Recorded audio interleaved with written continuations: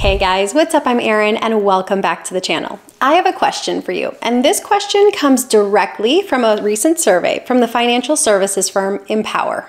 Thinking about an annual salary and an all-in dollar amount, net worth, how much money would it take for you to feel financially successful? So we need two numbers here, an annual income and a net worth. Drop your thoughts in a comment down below. According to Empower's survey, the typical American would say about $270,000 as an annual income and a net worth of about $5.4 million. Are these lofty numbers? Absolutely, because hitting these numbers would put you in the top 5% of Americans. So that is a very narrow definition of success.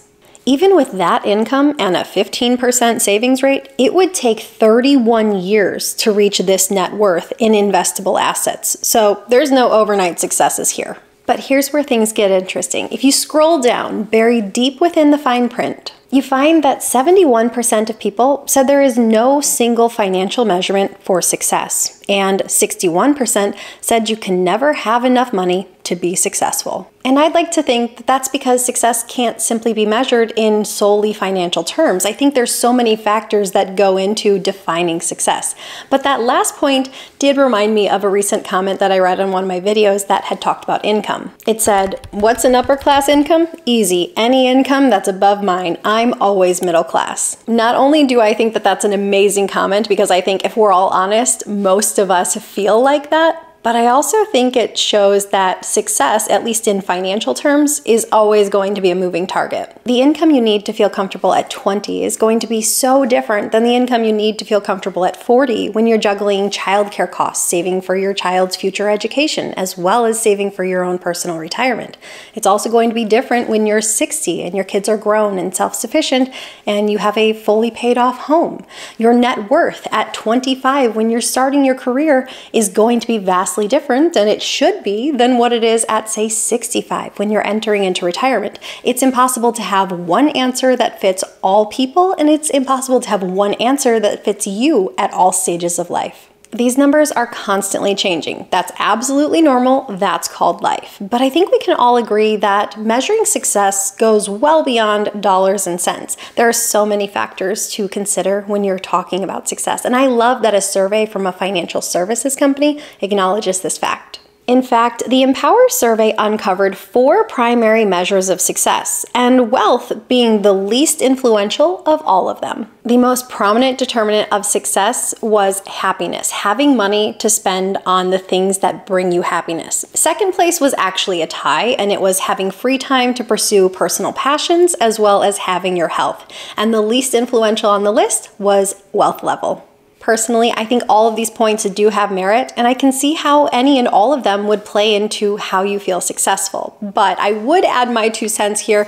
If I'm talking about health, I'm bumping that up higher on the list, because if you don't have your health, you don't have anything. And I think it's a huge marker of success if you can maintain your health throughout the course of your life, and a true blessing. Ultimately, I think this survey confirms what most of us already believe, that money isn't the most important thing. Money is a tool that can be used to enhance other areas of your life, and it can help you feel more successful in other areas. Let's focus on that first one, happiness, being able to spend money on the things that bring you joy. I think this really calls to attention being intentional with your dollars. And you know what can really help with that? A budget. When you sit down and create a budget, you prioritize spending on the things that bring you joy.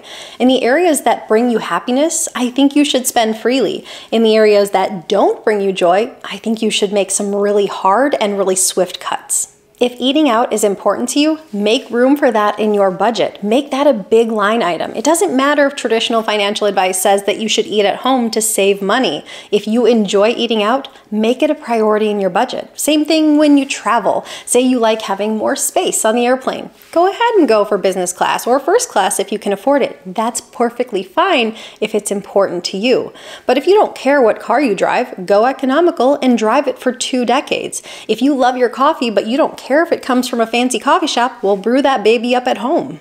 No one can afford everything, but you can likely afford what's important to you, and that can go a long way towards boosting happiness. Unless it's taxes. We all still have to pay our taxes, whether that brings us joy or not. Next, because second place was a tie, and this one is personal to me, let's talk about health. Like I said, if you don't have your health, you don't have anything. So for me personally, and I would be an advocate for this for others as well, this is an area I would say that you should invest in. If that means buying healthy food or having a gym membership, prioritizing sleep, mitigating stress, doing whatever you can reasonably within your control to stack the deck in your favor to have a healthy life is important. When I was 17, I was diagnosed with a brain tumor, and the removal of that brain tumor left me with epilepsy. So I went from being perfectly healthy, or so I thought, to one day, not so much. And it's really scary to have your health ripped away from you, and sometimes when it's taken away, you can never fully get it back. In the past handful of years, I watched my dad go from an incredibly healthy and active man to someone with now pretty severe vascular dementia. Some things are out of your control, and it's really scary when it's health related. Investing in your health doesn't have to be expensive. One of the best things you can do for your health is to just simply go on a walk or eat your fruits and veggies, drink water, and sleep.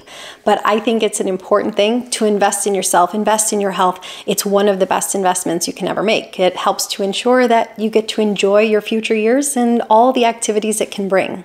There's a lot to be said about buying back your time, because time is one of those things we only have so much of. There are so many ways you can buy back your time, especially nowadays. If you don't want to spend your weekends cleaning your house, well, hire a housekeeper. If you don't want to go ahead and mow your lawn, go ahead and hire that out to someone else. I actually live in a condo, and I will happily pay my HOA fee if it means that I'm not pushing the lawnmower.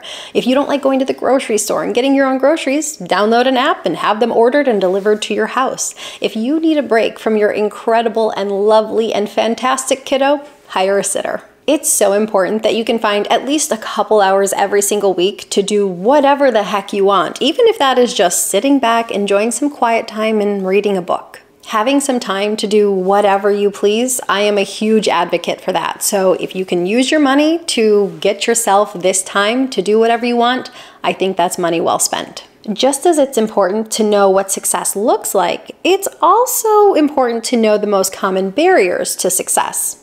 Before we dive into these barriers, it's important to keep in mind that while success was defined as covering broad categories beyond just financial, when it came to talking about these barriers, Empower specifically asked, what are the biggest barriers to achieving financial success? And the biggest barriers were the economy, income instability, not setting clear financial goals, and procrastinating with financial decisions.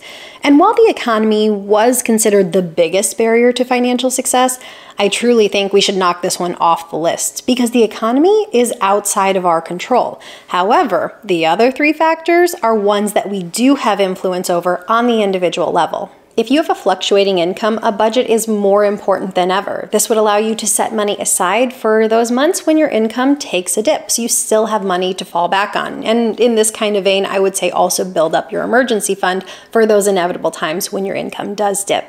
If you have a stable paycheck, this can go a long way to bringing peace of mind, but a budget is still important. You want to make sure that you're allocating money to your wants, to your needs, and future savings. In nearly every financial survey I've ever seen, a lack of a clear financial plan is always listed as one of the major barriers to success. And this really highlights the importance of having a plan in place. But I think one of the reasons people don't have a financial plan is they think that their plan has to be perfect before they put it down. But the thing is, your plan doesn't have to be perfect. Quite honestly, it's impossible for it to be perfect.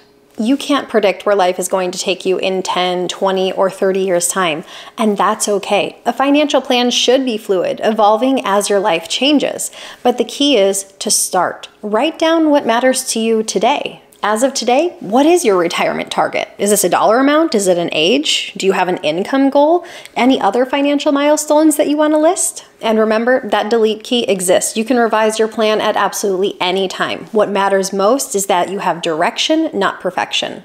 So what does success look like to you? I'd like to hear from you on both accounts. What does financial success look like? And what does overall life success look like? What goals are you striving for? Leave them in a comment down below. I love reading through them and I will reply to as many as I possibly can. I post new videos every single week. If you got anything at all out of this one, please give it a like. If you're new here, please consider subscribing. Or if you know of someone who might get something out of this type of content, please consider sharing. I'll see you soon. Bye. I have to check that every single time. You have no idea. Sometimes it's there. And I'm sorry, there's lipstick on the teeth sometimes. I really do try to be careful with it. No, Wasn't quite right. These lofty numbers, I think I looked that way. Why am I looking that way? Camera's here. Sometimes I just have to look away. It's intense to look at a camera. Like staring into my soul. You in the top 5. That's 10. 5. It's okay. Little firm. So close.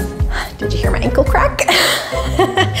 My ankles crack more than anything. I think I'm broken. Like just one day my ankle's just gonna snap off. But every time I stand up to like restart the camera, I don't know why. I don't know what to do about it. Feels healthy. We'll just ignore it. Ignore it and it'll go away. Right as I dive into talking about health, that's gonna go over well. I think I paused a little bit. We're gonna use it anyway. I just keep